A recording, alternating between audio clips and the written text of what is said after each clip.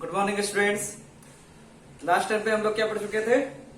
Matrices के बारे में, और उसके पहले भी काफी कुछ पढ़े थे। मैट्रिसेस में लास्ट टाइम पे हमारा क्या चल रहा था कि एडिशन कैसे होता है, उसका सब्ट्रैक्शन कैसे होता है, मल्टीप्लीकेशन कैसे होता है, ये सारी चीजें हम लोग लास्ट टाइम पे पढ़ चुके थे। और मैंने बोला था कि नेक्स्ट टाइम पे आपको प्रॉपर्टीज बताऊंगा कुछ, ठीक है। तो प्रॉपर्टीज क्या होती है, देखिए प्रॉपर्टीज ऑफ मैट्रिक्स एडिशन, ये एडिशन की प्रॉपर्टी बताने जा रहा हूं। इसके बाद मैं आपको बताऊंगा मल्टीप्लीकेशन की प्रॉपर्टी बताऊंगा, ठीक है। अब ध्यान से देखिएगा, जो एडिशन की प्रॉपर्टी होगी वो सब्ट्रैक्शन की प्रॉपर्टी नहीं होगी। क्यों? उसका रीजन है, देखिए properties of addition of matrix. Matrix के एडिशन की प्रॉपर्टी क्या होती है? पहला कम्यूटेटिव लॉ, दूसरा एसोसिएटिव लॉ। अब दिमाग में इतना सा बैठाना है कि हमको ये याद रखने से मतलब नहीं है, ये याद रखने से मतलब नहीं है, हमको कम्यूटेटिव एसोसिएटिव से मतलब नहीं है कि ये क्या होता है। बस ये दिमाग रखना है कि if A equal to A I J एक मैट्रिक्स है और B equal to B I J एक मैट्रिक्स है, are the matrix of the same order. कल मैंने बताया था लास्ट टाइम पे कि जब भी मैट्रिक्स का एडिशन करते हैं तो उन दोनों का क्या होना चाहिए? ऑर्डर सेम होना चाहिए। अगर ऑर्डर सेम नहीं है तो मैट्रिक्स का हम लोग एडिशन नहीं कर सकते हैं, ठीक है। तो सबसे पहले अगर दो मैट्रिसेस है, उनके ऑर्डर भी सेम है, तो a प्लस बी बराबर b प्लस ए होगा। सिंपल सी बात है, आप लोगों ने कल ही समझ चुका था, लेकिन ये एक्स्ट्रा है तो इसको भी दिमाग में बैठाए रखिएगा। अगर कोई दो मैट्रिक्स है, एक मैट्रिक्स a है, एक मैट्रिक्स b है, ठीक है, कुछ लिखा होगा, कुछ एलिमेंट लिखा होगा 1 2 3 4, और मान ले b है 3 4 7 6, ठीक है।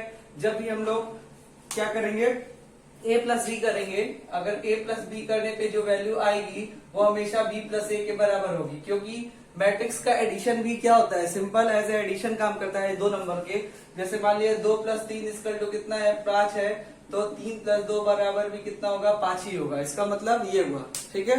मतलब चाहे इधर से ऐड करे चाहे उधर से ऐड करे, मैट्रिक्स की वैल्यू जो हो रही है होगी a प्लस बी और b प्लस ए की, वो सेम रहेगी। कोई दिक्कत, कोई शक? चलो देखो इधर एसोसिएटिव लॉ। एसोसिएटिव लॉ क्या होता है? सेम नहीं, मतलब बचपन में बहुत बार पढ़ते थे। एसोसिएटिव आता था, कम्यूटेटिव आता था, इनवर्स लॉ आता था, तो एडिटिव इनवर्स आता था। तो हमको नाम रखने से, नाम याद करने से मतलब नहीं है। हमको क्या मतलब चाहिए? If A B C are the matrix of the same order. अगर तीनों सेम ऑर्डर के मैट्रिक्स हैं तो अगर मैं इसको बारी बारी से, अगर इसके ऑर्डर को चेंज करके भी इसको ऐड करूंगा तब भी इसकी वैल्यू क्या होगी? बराबर होगी। चाहे मैं लिख दूं 2 प्लस 3 प्लस 5, चाहे मैं लिख दूं 2 प्लस 3 प्लस 5, ठीक है। क्या वैल्यू में कोई डिफरेंस होगा? क्या वैल्यू में कोई डिफरेंस होगा? नहीं होगा। यानी कि हम लोग ये भी वैल्यू लगा सकते हैं कहीं किसी क्वेश्चन में यूज करने के लिए दिया रहे, या ये भी वैल्यू लगा सकते हैं कहीं किसी क्वेश्चन में यूज करने के लिए दिया रहे। तो ये दो प्रॉपर्टी होती है किसकी? मैट्रिसेस के एडिशन की, ठीक है। इसको नोट करिए, फिर आगे बढ़ते हैं। एक तीसरी भी होती है, उसको छोटी सी बता दे रहा हूँ, छोटा सा है वो, तीसरे में कुछ नहीं है। मान लीजिए अगर कोई एक मैट्रिक्स है, उसमें कोई आप नल मैट्रिक्स, इसको क्या बोलते हैं? याद करिए, मैं आपको टाइप में बताया था, इसको क्या बोलते हैं? Null matrix. अगर कोई मैट्रिक्स है, एनी मैट्रिक्स, उसमें हम लोग कोई नल मैट्रिक्स, ठीक है, या जीरो मैट्रिक्स ऐड करते हैं तो खुद ब खुद वही मैट्रिक्स प्रकट हो जाता है। क्योंकि अगर हम लोग नल मैट्रिक्स को ऐड करते हैं तो नल मैट्रिक्स के सारे एलिमेंट क्या होते हैं? जीरो होते हैं। और अगर नल मैट्रिक्स के सारे एलिमेंट जीरो हैं तो ये याद रखना है कि किसी भी नल मैट्रिक्स में कोई मैट्रिक्स ऐड करेंगे तो वही मैट्रिक्स हमको फिर से मिलेगा, ठीक। कोई दिक्कत? चलो भाई इसको देख लेते हैं क्या लिखा है। Properties of multiplication of matrix bye a scalar, ठीक है। यदि किसी स्केलर से किसी मैट्रिक्स को मल्टीप्लाई किया जाए तो कल मैंने बताया था क्या होता था। यदि किसी स्केलर से किसी मैट्रिक्स को मल्टीप्लाई करते हैं तो उसके सारे एलिमेंट में क्या होता है? मल्टीप्लाई होता है। लेकिन अगर डिटरमिनेंट में करते थे तो या किसी एक रो या किसी एक कॉलम में होता था। ये हम लोग कहानी कल पढ़े थे, ठीक है।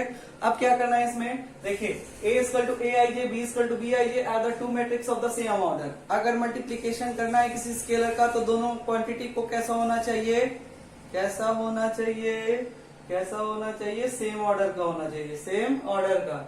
And K L N are the scalar quantity. यहाँ पे दो स्केलर क्वांटिटी आ गई, कुछ नहीं, 2 3 4 5 6 10 11 10 लाख कुछ भी है, कोई मतलब नहीं है। हमको मतलब क्या है के का, अगर a प्लस बी कोई दो मैट्रिक्स है, एक मैट्रिक्स है एक मैट्रिक्स बी है, दोनों का एडिशन करके अगर उसमें k का मल्टीप्लाई कर देते हैं तो वो अलग अलग जैसे नॉर्मल मल्टीप्लीकेशन होता है अप्लीकेबल हो जाता है, ठीक है।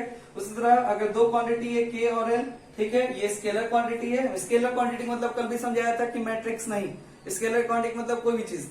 ठीक। और जब मैट्रिक्स का मैट्रिक्स से मल्टीप्लाई करेंगे तो यहाँ पे क्या आएगा, multiplication of matrix bye a matrix, another matrix. तो k कैसे मल्टीप्लाई हो जाएगा, l कैसे मल्टीप्लाई हो जाएगा। ये बस आपको समझने के लिए, इसका कोई बहुत ज्यादा ऐसा कोई क्राइटेरिया नहीं है कि बहुत रॉकेट साइंसेस में, इसमें कुछ भी नहीं है। सिंपल सी बात थी जो मैंने आपको बता दिया, कोर्स में थी तो आपको बताना जरूरी था। ठीक है, चलिए देखते हैं आगे क्वेश्चन।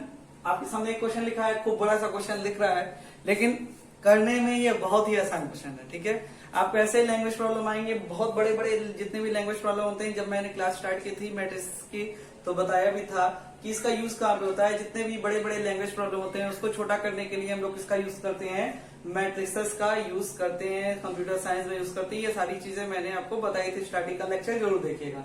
तो कह रहा है 2 farmers Ram and Shyam cultivate only 3 variety of rice namely basmati, Parmal and Naura. ठीक है, 2 किसान हैं, वो क्या करते हैं, खेती करते हैं, चावल उगाते हैं। चावल उगाने के बाद क्या करते हैं, 3 तरह की वैरायटी चावल की उगाते हैं अपने खेत में। कैसी कैसी, बासमती, परमल और नौरा। परमल वो वाला परमल नहीं जो आप खाते हैं, ठीक है, चावल वाला। ठीक है, the sale in rupee of these variety of rice, ठीक है, the sale in rupee of these variety of rice by both farmers in this month September and October are given by the following matrices A and B। तो इन दोनों farmers की जो सितंबर और अक्टूबर में total जो 10 cell है, टोटल सेल जो rupees में है वो क्या है, दिखाई गई है। देखिए कैसे दिखाई गई है, ए है, क्या है, ए सितंबर का सेल है और बी क्या है, अक्टूबर का सेल है। मतलब सितंबर में कितना बेचा गया, अक्टूबर में कितना बेचा गया, दोनों फार्मर्स के द्वारा।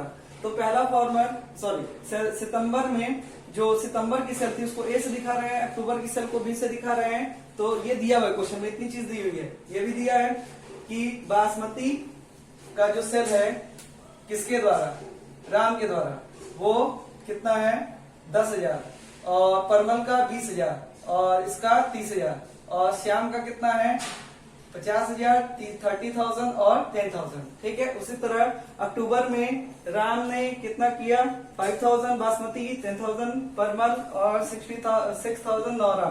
इसने 20,000, 10,000 और 10,000 इसने भी किया। ठीक है, अब क्या बताना है, इसमें 3 क्वेश्चन है, मेरे पास स्पेस नहीं था इसलिए मैं अभी एक ही क्वेश्चन लिखा हूँ। 3 क्वेश्चन इसमें, इतना पूरा क्वेश्चन है, ये है इसकी